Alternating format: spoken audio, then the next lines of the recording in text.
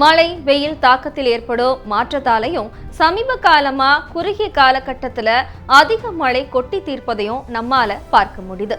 நீர்த்தேக்க வசதி இல்லாததால இவ்வாறு பெய்யும் மழை வீணாக ஆறு வழியாக கடலில் கலக்குது. மழை நீரை வீணாக்காமல் நிலத்துக்குள் செலுத்த வேண்டிய கட்டாயம் தற்போது ஏற்பட்டுள்ளதா நீரியல் நிபுணர்கள் எச்சரிக்கை விடுத்திருக்காங்க.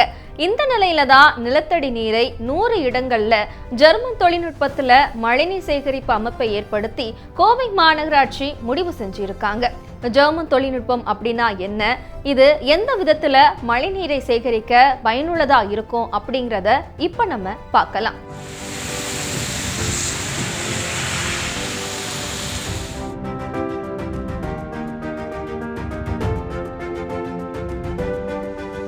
ஜெர்மன் தொழில்நுட்பத்தின்படி தண்ணீர் தேங்கும் இடங்கள்ல 3 மீட்டர் ஆழத்திற்கு குழி தோண்டி முதல்ல ஜல்லி பின் ஈகோ பிளாக் வைக்க வேண்டும்.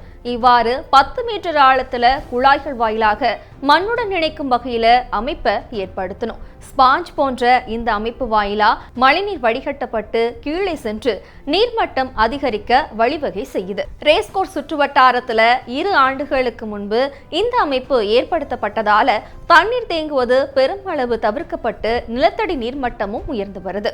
இது தொடர்பா கோவை மாநகராட்சி கமிஷனர் சிவகுரு பிரபாகர் கூறுகையில, மாநகராட்சி பகுதிகளில் 100 இடங்கள்ல 160 கோடி ரூபாய் மதிப்பீட்டுல ஜெர்மன் தொழில்நுட்பத்துல மழைநீர் சேகரிப்பு அமைப்பு உருவாக்க தேசிய பேரிடர் மேலாண்மை ஆணையத்திடம் நிதி கேட்டுள்ளோம். நிதி ஒதுக்கியதும் பணிகள் துவக்கப்படும் என்று தெரிவிச்சிருக்காரு.